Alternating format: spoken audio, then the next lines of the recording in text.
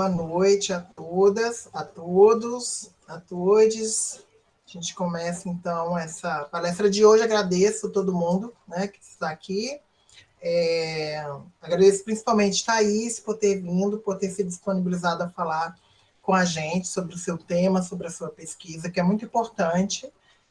Falo aqui enquanto professora do IFRJ, do Instituto Federal do Rio, e também como coordenadora, até semana passada, do Núcleo de Gênero e Diversidade, N. Divas Marielle Franco, e agora, né, que eu fui eleita semana passada, coordenadora do Núcleo de Estudos Afro-Brasileiros e Indígenas, né, ABI, do nosso campus Belfor Roxo. Então, a gente tem um trabalho conjunto, o Núcleo de Gênero e Diversidade, que é o N. Divas Marielle Franco, em homenagem a Marielle, e agora também como Núcleo de Estudos Afro-Brasileiros, já tínhamos parcerias, principalmente com o antigo coordenador, o professor Estevão, né, e também com, agora assumido, o N. Divas, o Núcleo de Diversidade, professora Lívia. Agradeço todo mundo que veio. Professora Lívia. Agradeço todo mundo que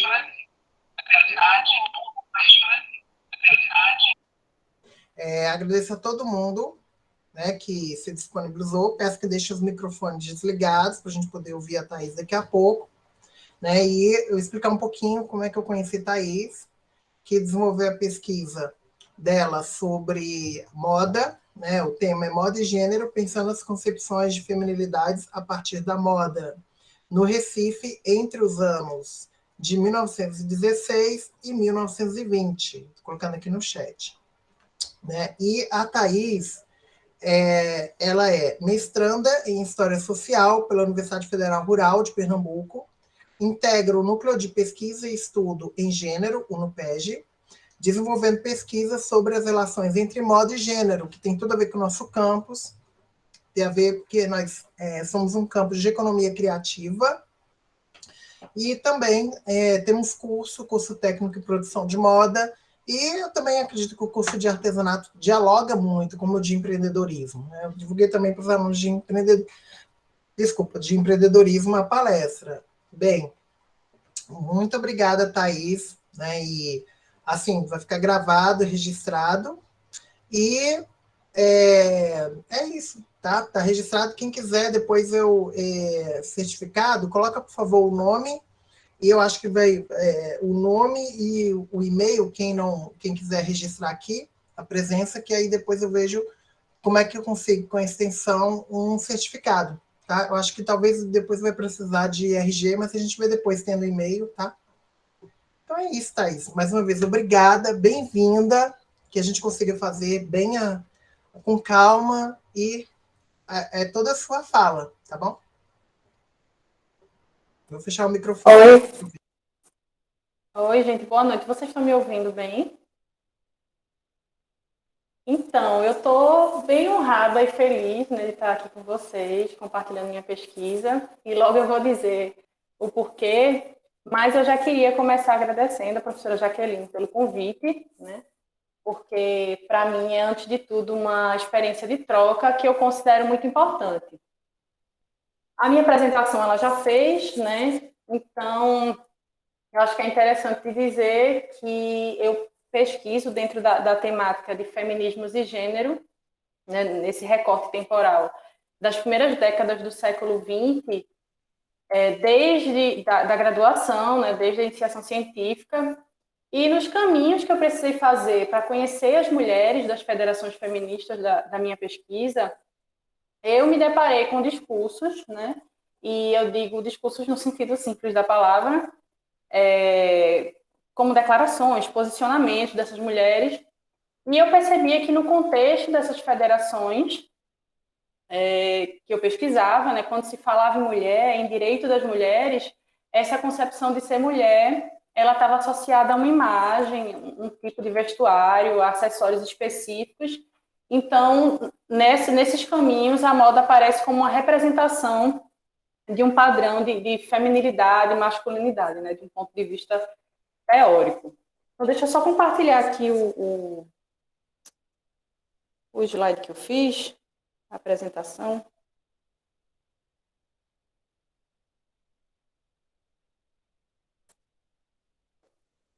Já apareceu? Acho que agora vai, né?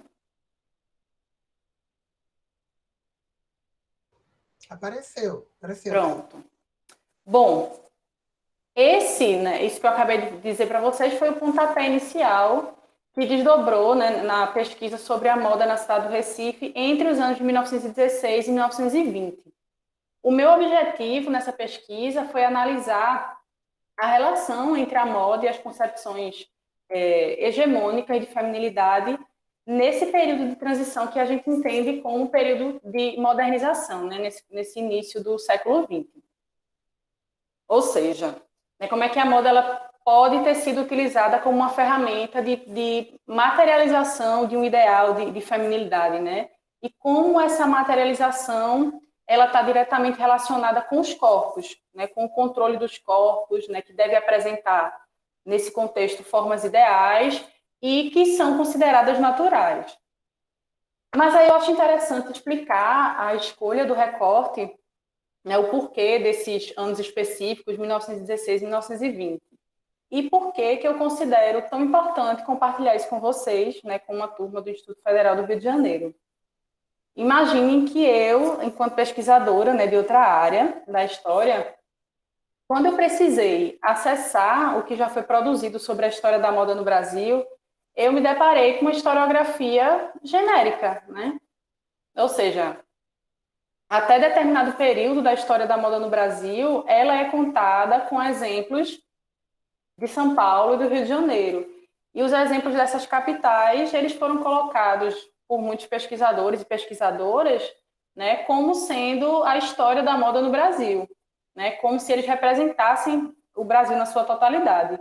Aí imagine a gente num país de dimensão continental, né, como o nosso, você procurar pela sua história, a história do lugar social que você está inserida, e perceber que a grande maioria das coisas que estão escritas ali, né, elas permanecem centralizadas em uma região.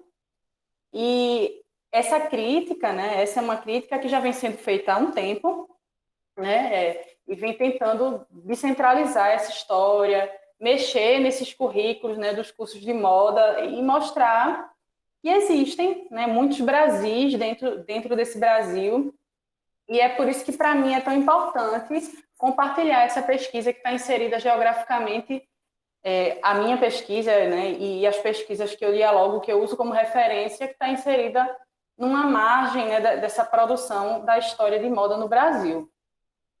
E sobre a escolha do recorte, vocês vão entender logo mais conforme eu for mostrando. Deixa eu só passar aqui.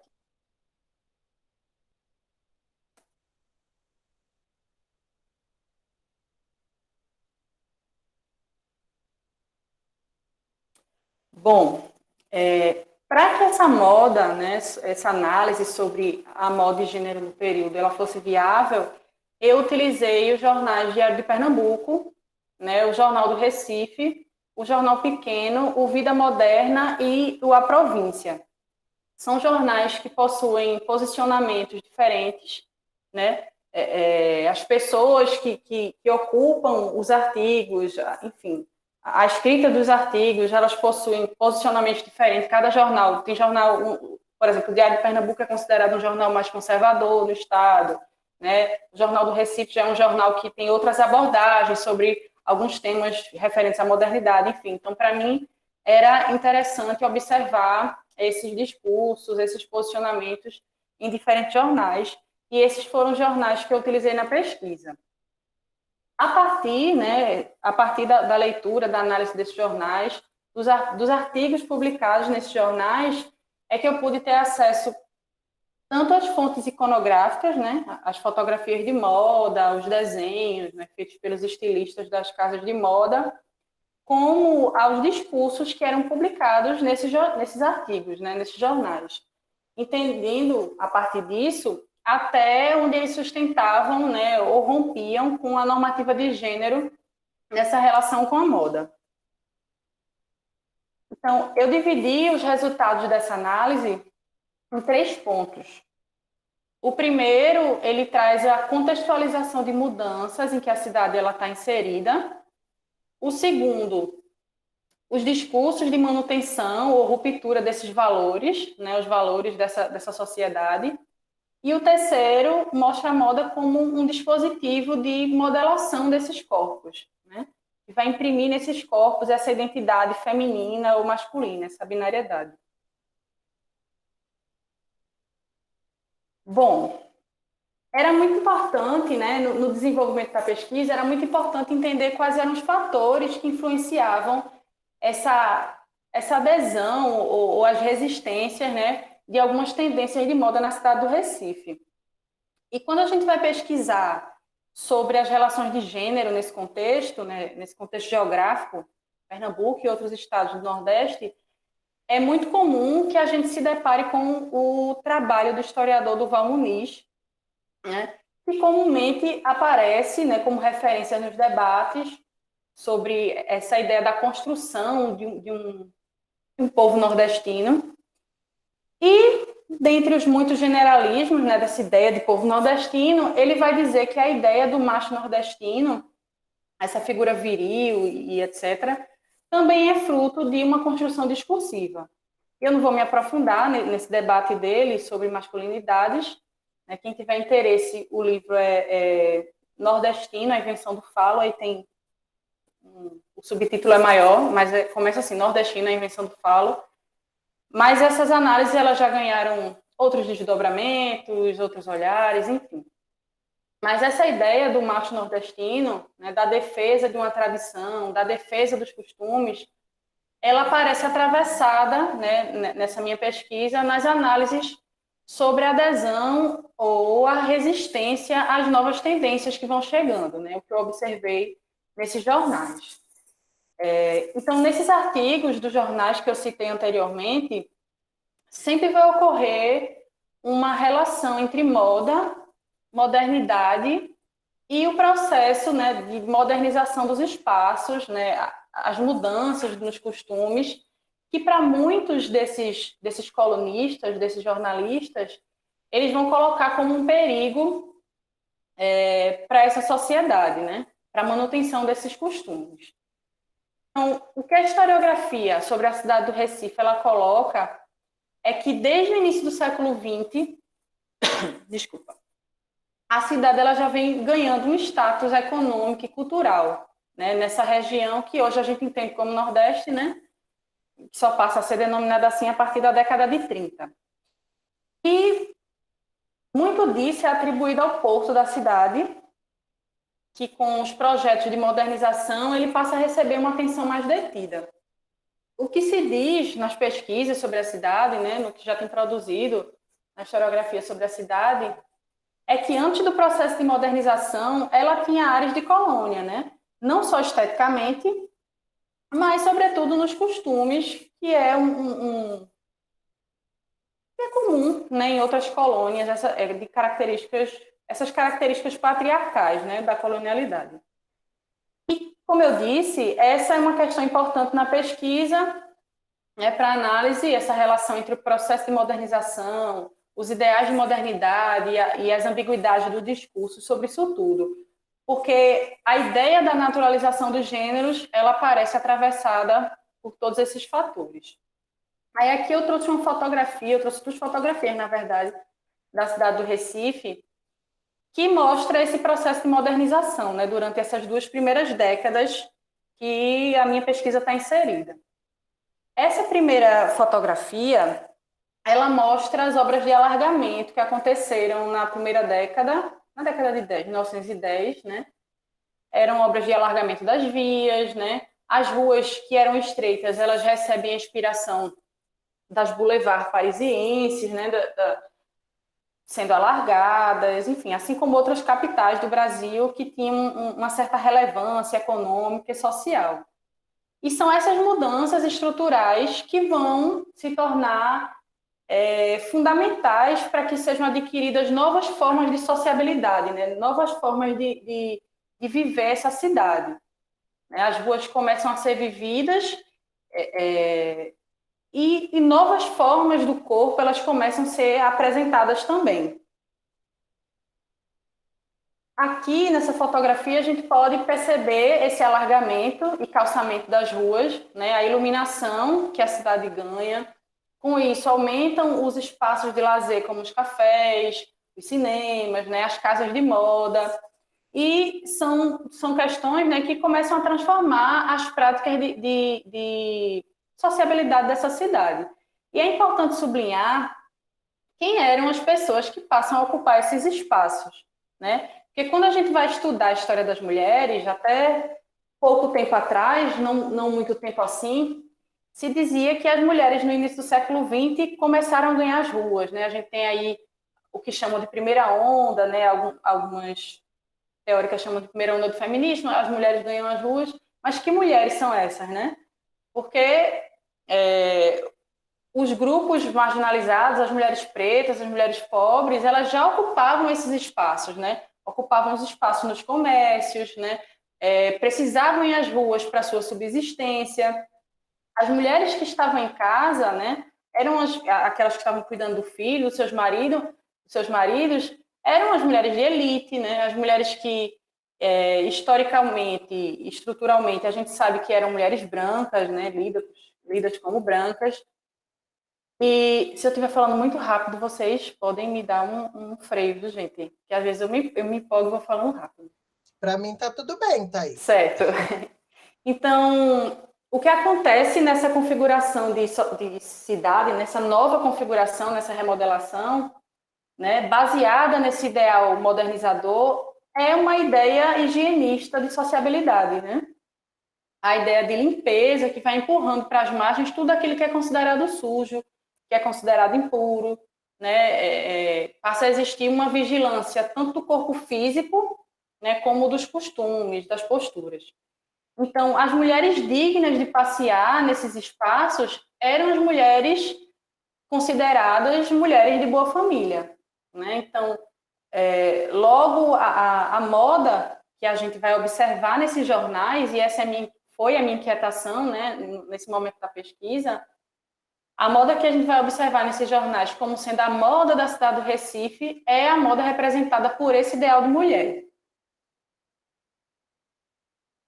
Então, a gente vai se deparar com, né, quem tiver o interesse de dar uma olhada lá na hemeroteca, que é onde estão disponibilizados esses jornais, vai se deparar com vários artigos publicados nesses jornais que vão afirmar, né, como algumas práticas modernas eram consideradas perigosas, porque elas seduziam jovens, seduziam as moças de boa família.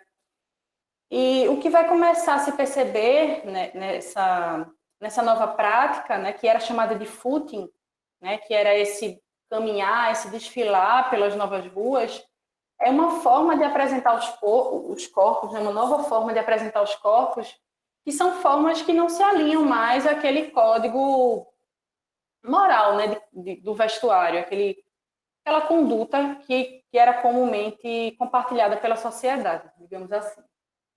E quando eu falo de ambivalência, né, dos discursos, eu quero dizer que mesmo uma pessoa que se dizia progressista, né, ela poderia ser contrária ao uso de determinadas tendências, e para isso ela acionava o discurso moral, né, o discurso de proteção desses valores. Eu trouxe dois recortes, né, de dois artigos que exemplificam esse posicionamento ambíguo em relação às novidades. Nesse primeiro, existe um anseio por essa modernização, né, e até uma exaltação da cidade junto a essas mudanças provocadas pelo projeto modernizador. E nesse segundo, veja que é bem no comecinho da década de 1910, essas características da vida moderna, elas são apresentadas como uma afronta aos antigos costumes, né? Apresentadas como um desequilíbrio desse modelo de mundo social, né, que se tinha até então. Mas dentre esses artigos, né, dos vários artigos que eu achei, que eu me deparei no decorrer da pesquisa, falando sobre essas novas modas, essas novas tendências, teve um que me chamou muita atenção, que foi o de Edvige de Sá Pereira, que, como eu falei anteriormente, eu pesquisava, junto com a minha orientadora, as federações, né? Eu não sei se alguém já teve interesse de estudar a história dos feminismos no Brasil. Aí, quando você vai passando pelo feminismo liberal, tem lá as figuras Berta Lutz, né, e as companheiras. E na universidade, com a minha orientadora, a gente estudava como essa federação de Berta Lutz, que era uma federação nacional, que lutava por direitos políticos, voto, como é que ela se ramificou no Nordeste. Aí, enfim, cada um ficou com o estado do Nordeste e eu me deparei com Edviges de Sá Pereira. Não era a minha pesquisa, porque a minha pesquisa era sobre Alagoas, mas a minha colega pesquisava a Federação Pernambucana e Edviges de Sá Pereira era a presidenta da Federação Pernambucana pelo Progresso Feminino. E um artigo, ela era uma figura, assim, que tinha um prestígio muito grande na cidade do Recife, né? Ela pertencia à elite mesmo, recifense, é uma elite econômica, é uma elite cultural, ela estudou fora, na Europa, enfim. E ela, tendo esse espaço de prestígio, né, dentre esse círculo social da elite, ela também tinha um espaço na imprensa pernambucana que era, no período, né, nesse contexto de início do século XX, não era algo comum às mulheres. E eu encontrei um artigo, né, dela, mas antes de mostrar o artigo, eu queria dizer que essas críticas a essas ambiguidades não têm a intenção de negar qualquer contribuição que ela tenha feito, né, enquanto presidenta da federação, mas é só para mostrar como, a depender de quem fala, né, do lugar social dessa pessoa, o posicionamento ele pode corroborar as estereótipos, né, normativas hegemônicas, que, consequentemente, vão marginalizando, né, vão empurrando outros indivíduos para aquela caixa do anormal.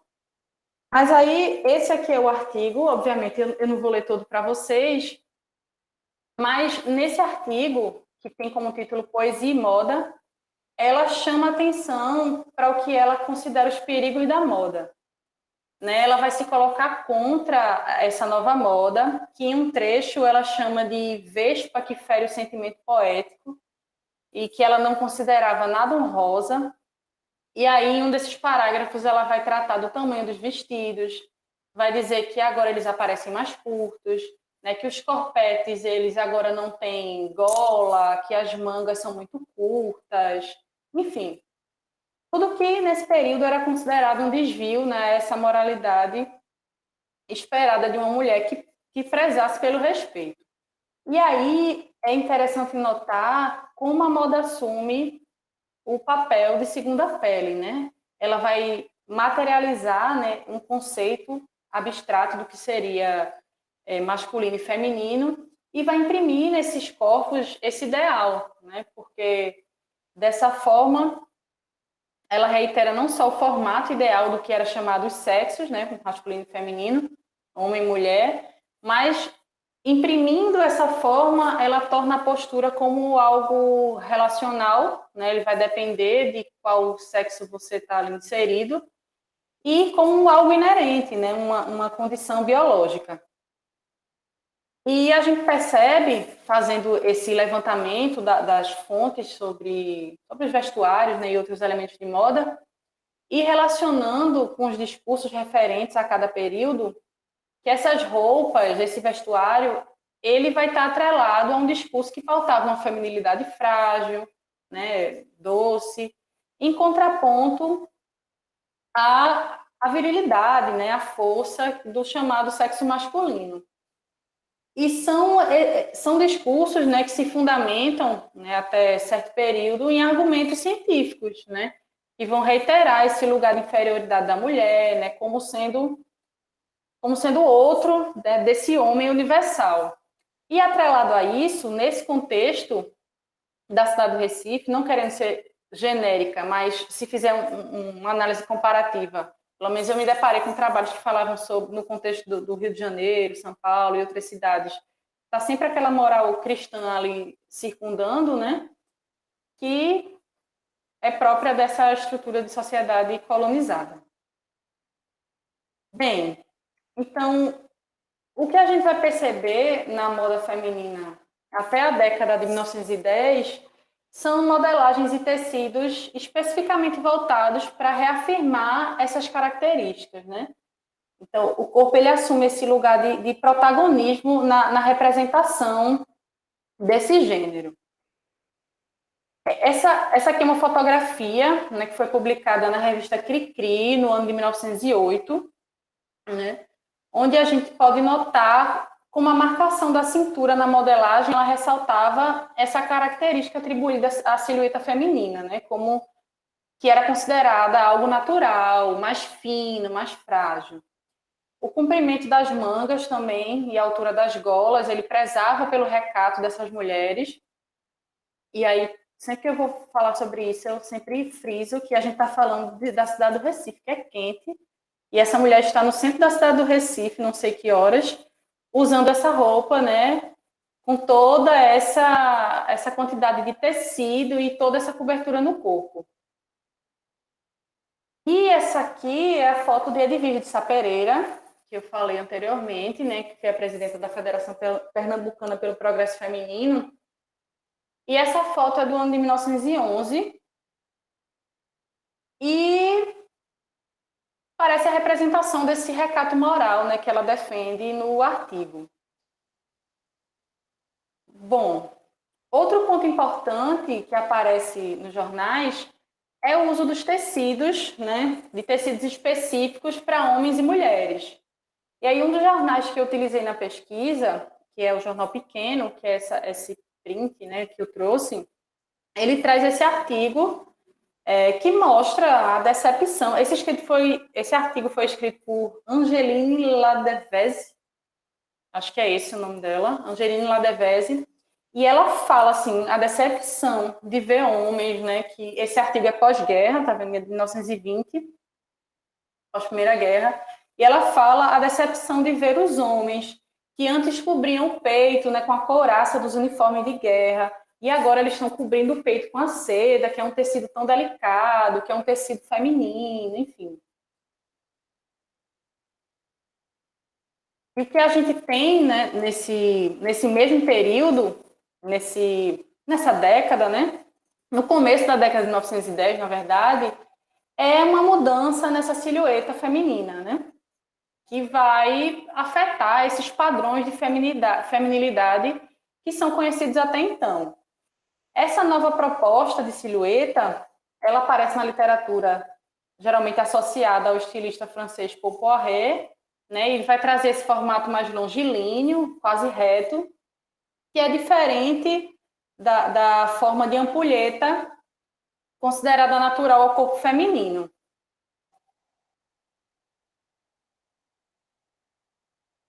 Essa imagem aqui Eita, peraí que eu passei. Essa imagem, né, desses desenhos de Paul Poiret, ela faz parte do catálogo do estilista francês, que foi publicado na França, obviamente, mas como os donos das maisons do Recife, inclusive, eles viajavam a Paris, né, em busca dessas novidades, dessas novas tendências, essa tendência ela logo foi publicada, né, na imprensa recifense, como vocês podem ver nesse artigo aqui, a visualização, de fato, a digitalização de alguns jornais realmente ela é complicada.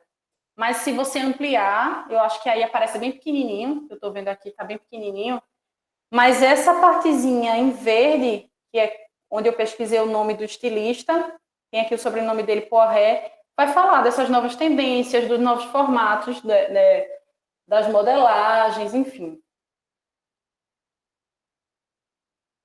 Outra mudança, né, são as jupe culotte, que são essas saias levemente bifurcadas nos tornozelos, que se assemelhavam muito à calça, né, que era considerada uma peça masculina. E isso também vai aparecendo nesses artigos, nesses jornais, como um incômodo muito grande, né, para os conservadores do período.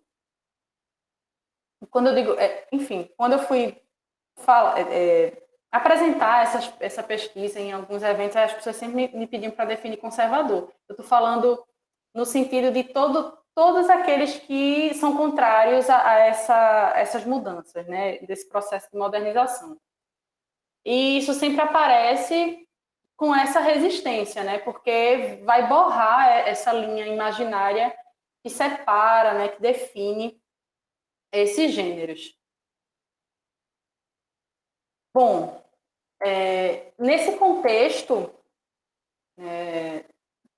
desse recorte temporal, as casas de moda elas vão ter um papel importante, né?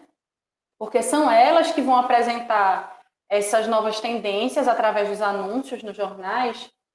E no Recife, a Casa Gondim, ela ganha um destaque, né? Alguns artigos nos jornais, eles vão dizer que a Casa Gondim, ela é a primeira a trazer os exemplares da revista La Femme Chique, né? E trazendo esses exemplares, as modistas podiam copiar essas novas tendências, elas não precisavam que antes elas iam para o Rio de Janeiro ou para São Paulo, copiavam, enfim, as tendências e traziam para o Recife. E agora os donos de casa, os donos das maisons, eles iam, né, diretamente para Paris e traziam de lá as tendências e não precisava fazer toda essa viagem. E a Casa Gondim, ela também aparece como a primeira a realizar um evento nos moldes de um desfile de moda na cidade. Foi um evento, assim, grande, né? Ele foi realizado no antigo Teatro Moderno, que era um espaço frequentado pela elite da cidade. E um dos anúncios que eu não trouxe, acabei não colocando, ele descreve a pompa da festa, né? E fala da quantidade de luzes que tinha na frente do teatro, descreve quais eram as películas, né, cinematográficas que seriam exibidas, falava do sorteio que ia ser realizado. Sempre que eles iam falar do público da Casa Gondim, eles falam das ilustres senhoras da sociedade recifense e que seria realizado um sorteio para essas senhoras. Aí aqui eu volto, né, a sublinhar de que público a gente está falando, né, de que mulheres a gente está falando e de que moda a gente está se referindo. Mas sobre essas mudanças, né, sobre essas novas modelagens, essas novas tendências, esses modelos que eram copiados das revistas, eles começam a se apresentar muito próximos do que antes era considerado uma modelagem masculina, né? Como as casacas, os ternos. E isso começa a provocar também uma série de reações de resistência, né, por parte dessa camada conservadora. Aí, esses discursos de resistência, eles apareciam nos jornais, assim, eu separei em duas categorias, né, de duas formas. Eles se pautavam em argumentos biológicos, né, como esse que eu trouxe aqui, reivindicando uma normalidade. Nesse do Jornal Pequeno, o autor ele vai reafirmar essas características de força, né, atribuídas aos homens e de graça, né, a graciosidade atribuída às mulheres. E ele vai questionar o que é que queriam, né, as feministas ao se vestirem parecidas com os homens. Um termo masculinizado, mulheres masculinizadas vai aparecer constantemente nesses artigos. E outro tipo de discurso, enfim, de argumento também é esse discurso moralizante, né? Que vai dizer, vai afirmar que a harmonia da sociedade ele depende de como essa mulher se porta.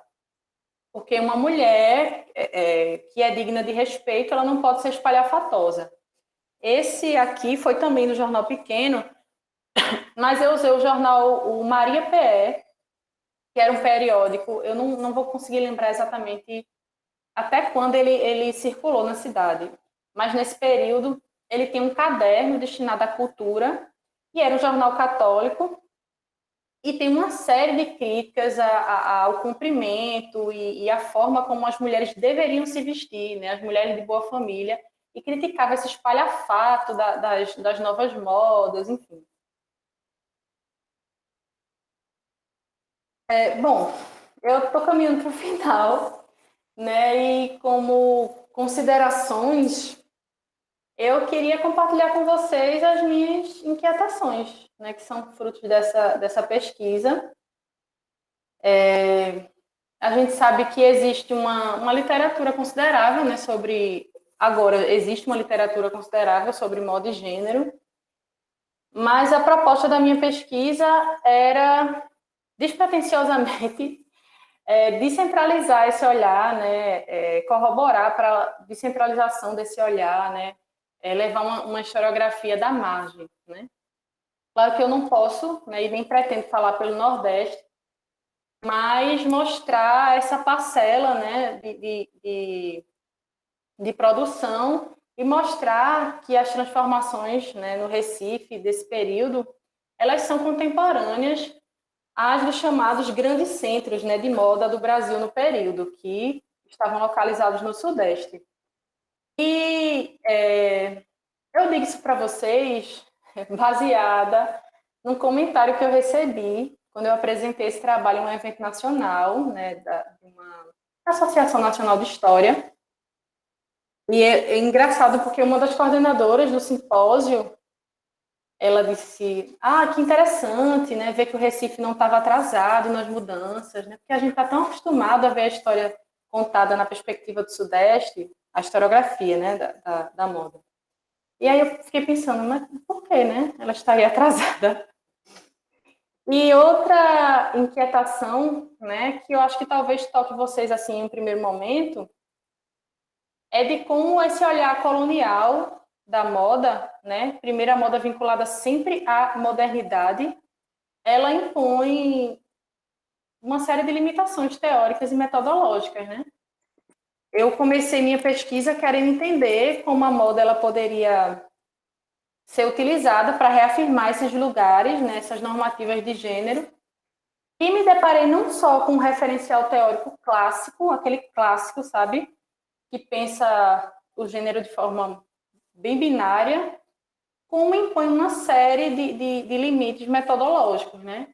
Porque tanto as fotografias dos jornais como os anúncios, né, esses anúncios, enfim, por exemplo, que eu coloquei da Casa Gondim, que estão disponíveis, eles sempre estão focados em representar esses sujeitos que se adequam a essa lógica hegemônica. E aí fica o questionamento que está sendo respondido por uma série de pesquisadores, mas só agora, recentemente, né? E os sujeitos, né, que a gente pode chamar de dissidentes nesse período, porque parece que só aparece agora e não é, né? E até em outros períodos. Como é que a gente encontra?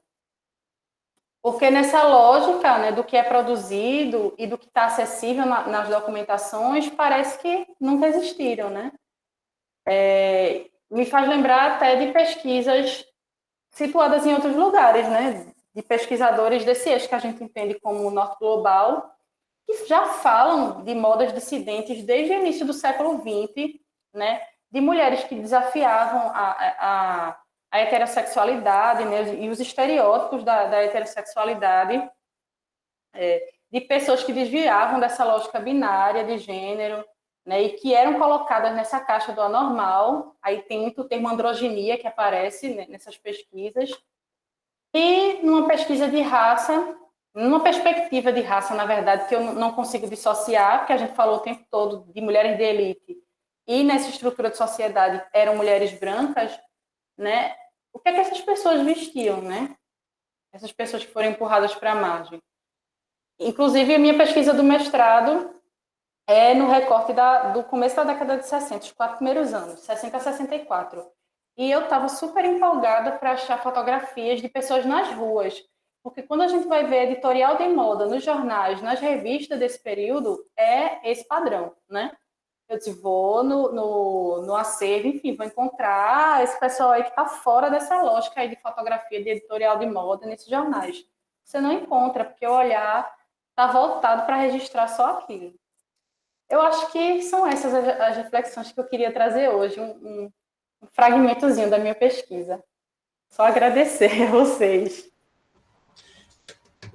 Obrigada, Thaís. Excelente, excelente. Muito obrigada. Olha, e bom que teve mais tempo do que quando eu te conheci, que foi no no curto gênero, né? Você teve pouco tempo, teve que correr, e aqui foi importante, acho que para todo mundo, né? Para ouvir, entender melhor o seu trabalho. Eu vou fazer só 2 comentários e algumas poucas perguntas, e já abro para o pessoal. Eu vi que tem, né, algumas pessoas têm dúvidas, colocaram no chat.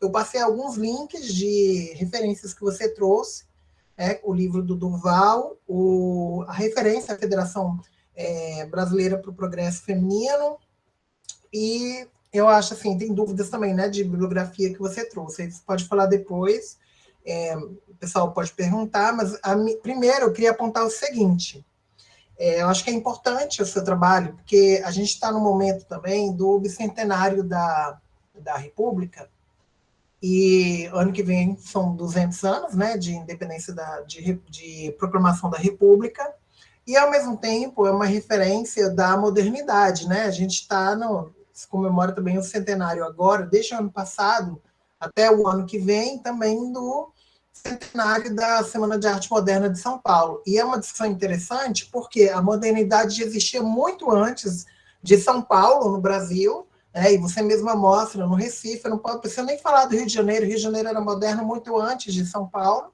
né? Só que isso não ficou registrado muito fortemente na memória, até pela máquina de produção, um trabalho muito eficaz, muito eficiente dos colegas que produziram o ideário de modernidade em São Paulo, não só da arte, mas do registro histórico disso, e que marcou muito, mas ficou uma imagem muito sudestina mesmo da modernidade, e se esqueceram outras regiões do Brasil. Acho que o seu trabalho mostra muito isso, essa modernidade do Recife, uma modernidade nordestina, que vai estar, né, atuando nesse período.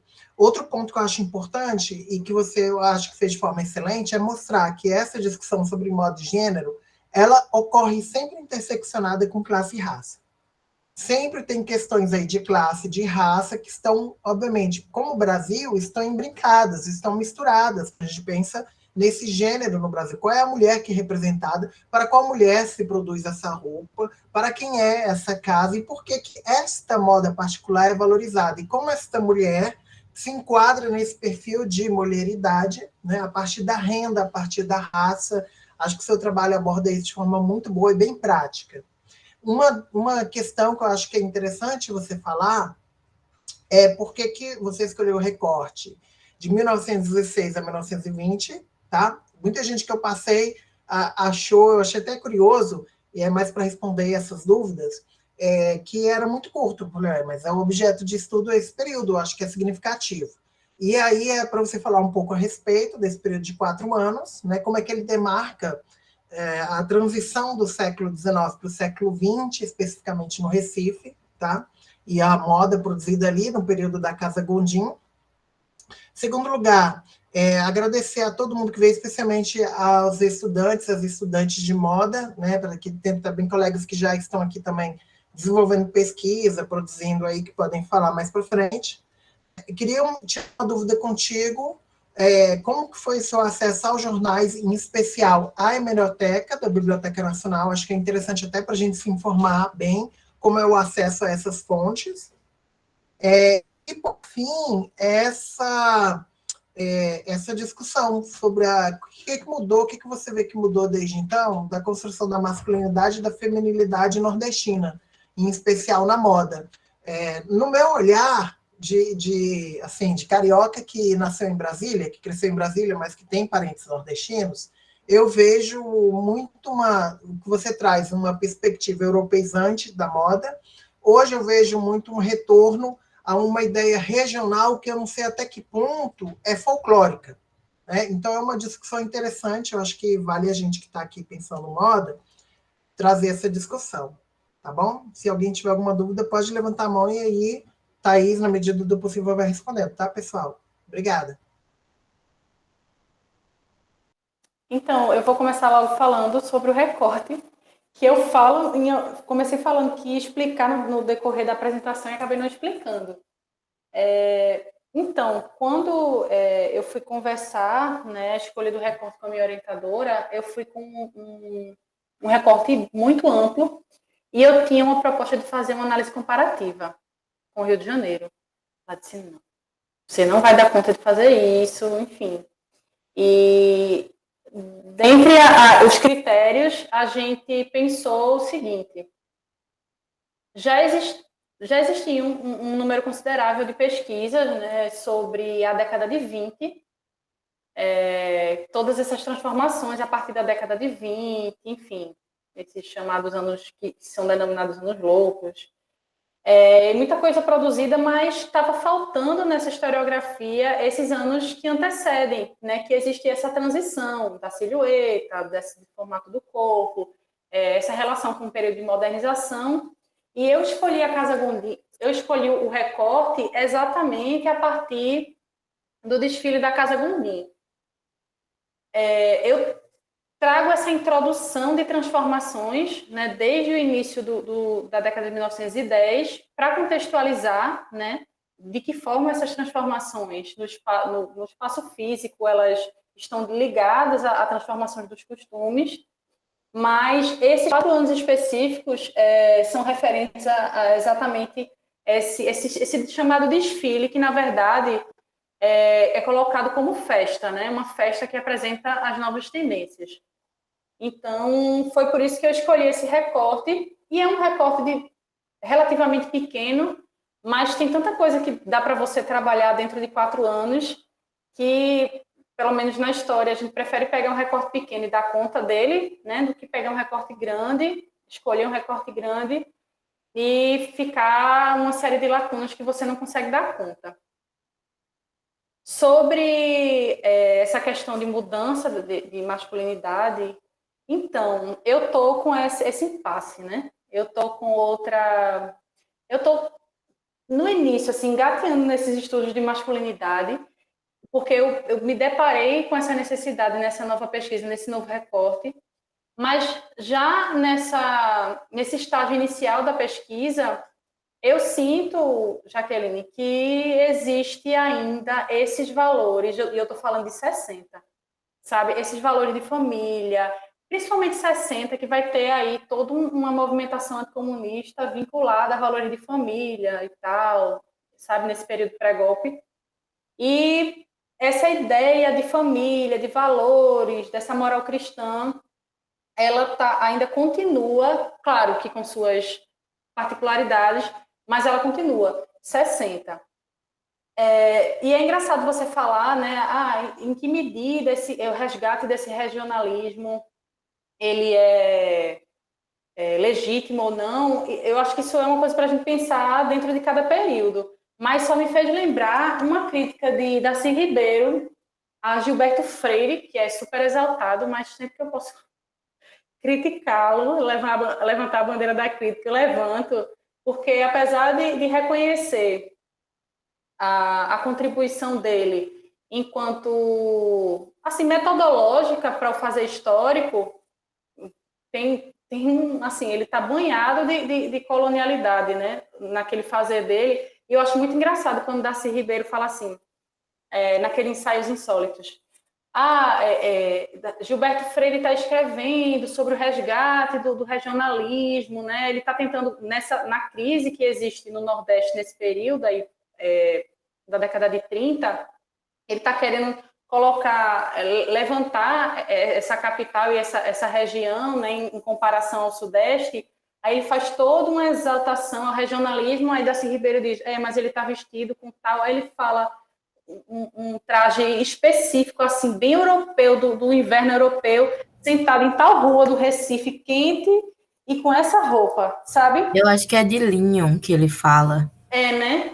Eu não lembro De exatamente, mas linho deve branco, ser. alguma coisa do gênero, assim, que Que eu e não ele lembro ainda perfeito. fala que são trajes engomados pelas empregadas. Sim, exatamente. E ele escreve, né, Darcy Ribeiro, Gilberto Freire, modas de mulheres, modos de homens, enfim.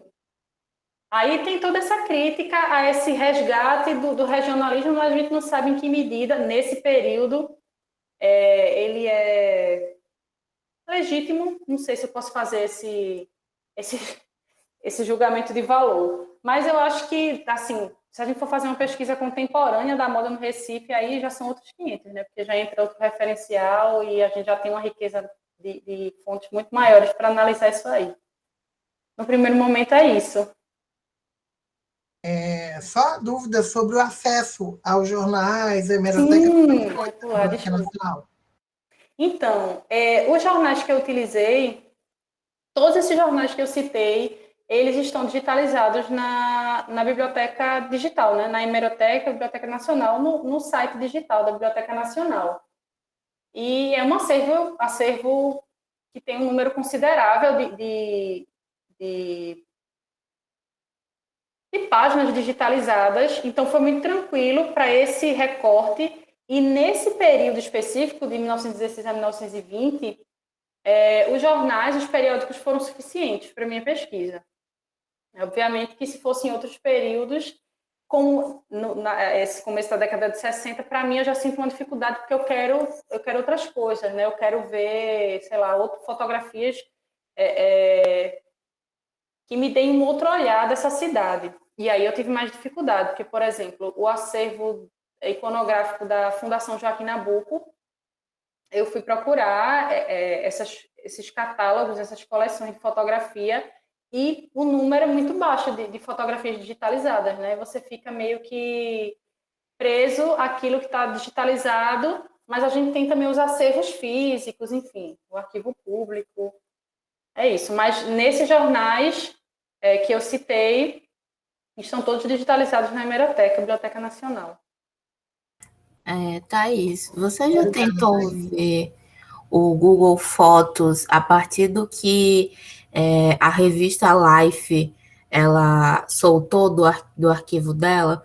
Porque assim, a minha pesquisa é sobre Natal na década de 40, né? Poxa, se é difícil achar coisa de Recife, você imagina de Natal que era, né, o subúrbio de Recife, né? Tudo vinha de Recife, a gente não tinha nada, e tem uma questão de memória muito fraca.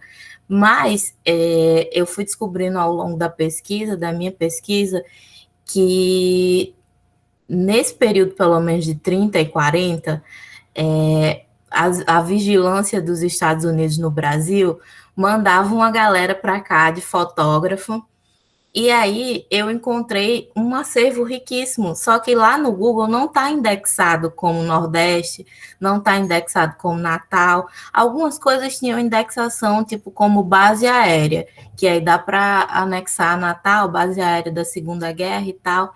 E aí, assim, tem várias fotos que eu não usei, porque não era o meu recorte, mas várias coisas de Recife, que eu sabia, por conhecer Recife, eu sabia que era Recife, eu sabia que era Bahia.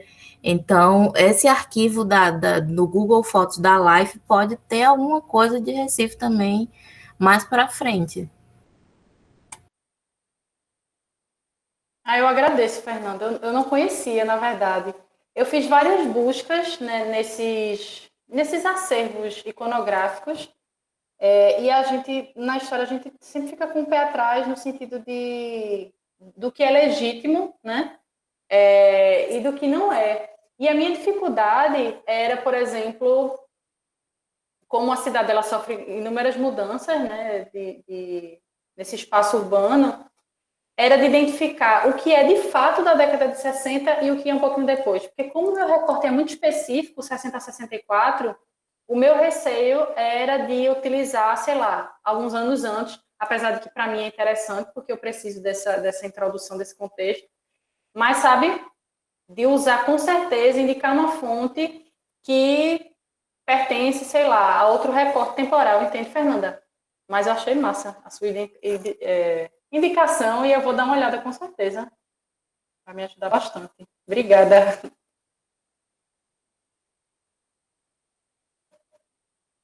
Eu não vi aqui as outras. Deixa eu ver. Tem mais alguma coisa? Eu queria, aproveitando, obrigada, viu, Fernanda? Eu não sei se vocês estão vendo perguntas e respostas, mas pedindo que autorizem, né, o uso da imagem e do som, caso venha a divulgação, ok? Caso alguém apareça ou tenha alguma voz, então peço que autorize, tá? É só escrever aí, eu estou vendo o nome da pessoa. Aí peço que todo mundo coloque, tá? Se autoriza, sim ou não, tá? Caso a gente vá divulgar. Eu vi aqui, Thaís, tinha uma pergunta. primeira do livro, acho que já falamos, né? Acho que você falou do Vigiar e Punir e do Arqueologia do Saber do Foucault. O Gabriel respondeu aqui a Caroline. E tem um comentário, acho que foi aqui, uma pergunta da Andréia, né, Andréia? Você perguntou sobre, na época de 16 a 20, considera mulheres de família boa, eram mulheres aceitas, tudo imposto para elas pela sociedade moda também, sim ou não? Não sei, você entendeu, Thaís, a pergunta? Você quer explicar melhor, Andréia? Eu não quer explicar melhor, Andréia? Eu não sei se eu entendi, se elas aceitavam tudo que era imposto, é isso? Pois é, eu não entendi, Andréia. Você pode me falar? Ouvindo? Vocês podem estar me ouvindo? Sim. Boa noite a todos e a todas. Sou Andréia, trabalho com moda há algum tempo, né? Mas de periferia. Nessa década aí, a gente vê em alguns filmes de década que era imposto para essas mulheres utilizar certas roupas. Mas essas roupas era imposta para essas mulheres colocarem, porque eu pude ver nos tempos antigos, as roupas dessas mulheres eram principalmente claras. Quem usava as cores escuras eram as mulheres da cozinha, que eu costumo falar que era senzala, né? Vamos deixar tudo preto mesmo. E assim, era imposto pelos pais ou pela sociedade da época em si? Sim ou não? Deu para entender? Sim, acho que deu, Andréia. Então, como a sociedade ela era organizada nessa estrutura, digamos assim, patriarcal, existia, né, uma imposição, e era uma imposição não verbal, né? Verbal também, porque principalmente nesse período que existia esse footing, que a cidade já estava toda remodelada e essas mulheres que eram ditas de boa família, elas podiam passear nessas ruas, existia uma certa vigilância dessas roupas, do que era usado, e o que passava, o que desviava do que era considerado normal e do que era considerado aceitável para essas mulheres, isso era meio que noticiado, né? Existiam aquelas sátiras e aquelas críticas nos jornais. E uma mulher que pretendia, né, viver sua vida dentro desses moldes, né, até certo ponto, ela não ia querer passar por essa vergonha, digamos assim, né? Porque alguns citavam até nomes. Mas claro que existiam resistências, né? Durante a história a gente sempre vai ver essas histórias de resistência. Isso é um ponto delicado da história, a gente achar essas resistências, principalmente nos jornais, se essas mulheres não tinham esse lugar de fala, mas existiam essas resistências. E eu vou ser bem sincera sobre as cores das roupas, eu tenho uma certa dificuldade nessa documentação, como está tudo em preto e branco, nesse período, de definir quais eram as cores. A gente tem, assim, nos jornais, eles vão dizendo, né? Não tem uma certa cartela de cores, não tem um colorido nessas roupas, pelo menos até então. Mas definir pelas fotografias, não consigo, nem tenho essa pretensão. Eu vi até a crítica de um colega num evento,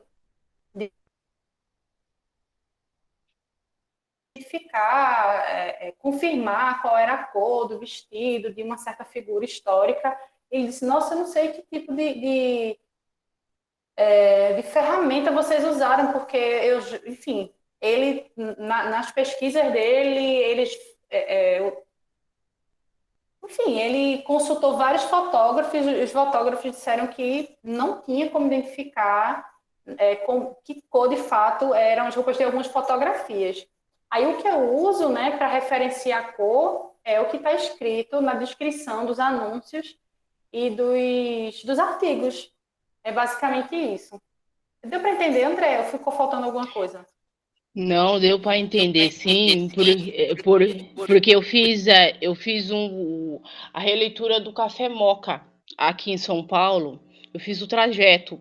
Então tinha o chá da Sinhá na Estação da Luz. Então vinha com essas. Eles não.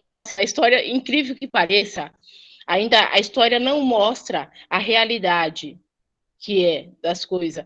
E assim, por isso que eu fiquei curiosa, eu falei assim, porque eu lembro que eles mostravam muito as mulheres, as donas, né, muito colorida e as empregadas usando muito preto. Até a questão do turbante, do jeito que era colocado, as quituteiras, era totalmente diferente. Eu falei assim, eu vou perguntar, que eu tô curiosa que está acontecendo. Mas obrigada, Thaís. Fez um ótimo trabalho de leitura, porque assim, eu mexo com moda e é bom a gente saber sobre a questão da moda, porque assim, quando ela surgiu, o que ela está fazendo com essas grandes tendências, entendeu? Muitas das vezes a pessoa entra na moda, ela não sabe a historicidade que tem por trás da moda. E é bom a gente saber de tudo um pouquinho. Muito obrigada. Excelente. Eu que agradeço, André, pelo comentário. Mas é André, isso, né? faltou você autorizar aqui, tá? Autoriza, por favor. Autorizo sim. Tá? Só faltou você. Larissa, pode falar. Boa noite a todos e todas. Parabéns, Thaís, pela sua pesquisa, né? Acho que todos nós aqui temos em comum, bem parece, os estudos da moda, que a gente acha bem imprescindível, né? A gente está abrindo essas fendas para entender melhor algumas questões. E aí você levantou, que eu fiquei muito curiosa, eu também estou estudando moda, indumentária, do culto da Jurema, aqui na Paraíba. E você falou aí, me chamou muita atenção, sobre essas estadas dessas mulheres nas ruas, né? Então, quando a gente tem essa referência dessas, que até a Andrea falou agora aí, na figura das quituteiras, das ganhadeiras, né? Das negras de ganho, então rapidamente a gente se remete para a Bahia, né? E aí eu queria saber de você, essa sua insistência também, por hora, em observar a história das margens, né? O que você encontrou sobre elas no Recife? Eis o problema, Larissa. Essa é exatamente a lacuna que eu não consegui preencher e que é uma inquietação que eu trouxe para essa nova pesquisa, entende?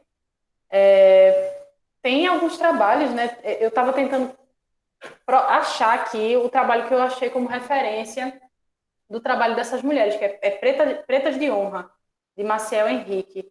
Trabalho de domésticas e vendedoras no Recife no século XIX. É final do século XIX. E aí ele fala, né, da dinâmica dessas mulheres nas ruas. Ele não vai fazer essa abordagem da moda como objeto, mas ele vai falar dessas mulheres nas ruas. Mas nessas fontes que eu utilizei, eu não achei. Elas não estão lá. E a gente sabe que elas estão lá. E essa foi a minha grande angústia, para ser sincera, né? E é isso que eu estou tentando... É o espaço que eu estou tentando ocupar, né? O espaço que eu estou tentando preencher. Ocupar não, o espaço que eu estou tentando preencher nessa nova etapa da pesquisa. A gente sabe que não dá, né? E eu não tinha essa pretensão. Levantei os questionamentos, né? E a minha orientadora disse, tem algumas questões que você não vai conseguir responder agora. Talvez você volte e consiga responder depois, que você vai ter novos olhares. Essa conversa que a gente está tendo agora, das cores que a Andrea trouxe, já me trouxe uma série de olha, eu preciso ter atenção a isso aqui, né?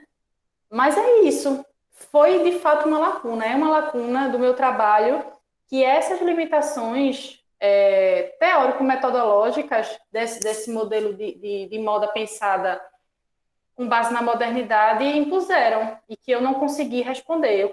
Eu fiz o questionamento, mas respostas e trazer esses sujeitos, né, escondidos na história, por hora eu não consegui trazer, infelizmente.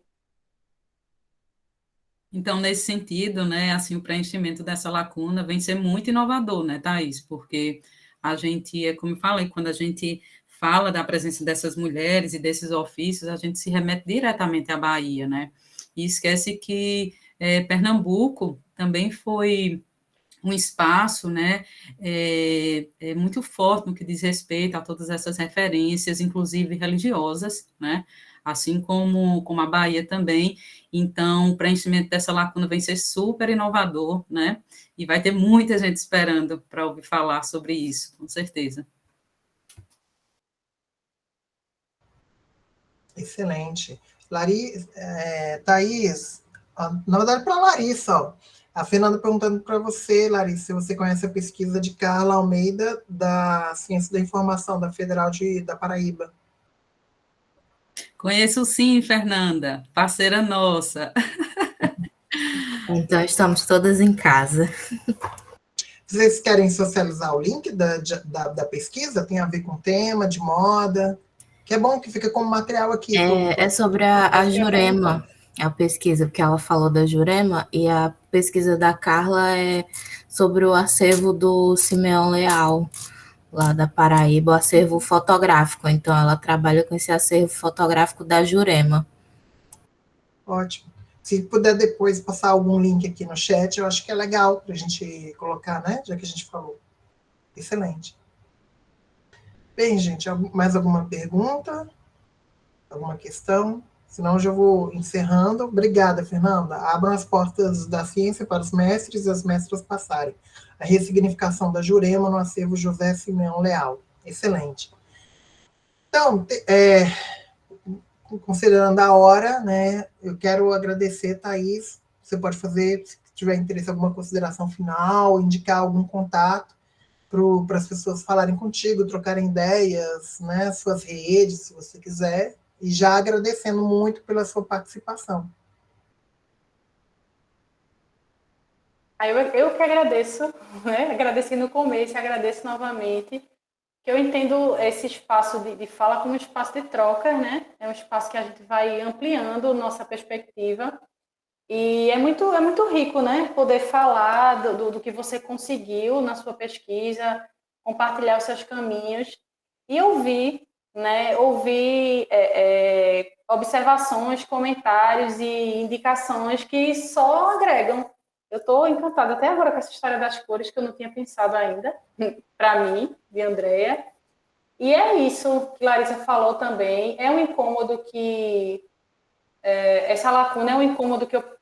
Enfim, é isso, né? Os caminhos da pesquisa. Eu fico naquela, a gente não vou ter muita pretensão, né? Porque o caminho ele é muito... A gente trilha muito devagar, mas tentar preencher as lacunas que dá para preencher e ter um olhar mais atento para esses sujeitos silenciados da história.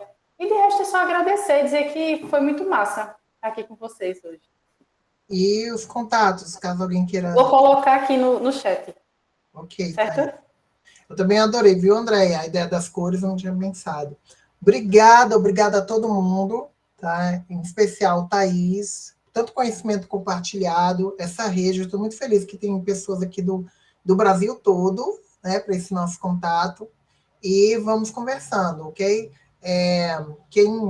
Acho que todo mundo aqui me conheceu, tem contato comigo pelo Instagram ou pelas redes do FRJ, não tem nenhum problema. Então é isso, gente. Boa noite. Muito obrigada. Vamos encerrando por aqui. Obrigada e até a próxima.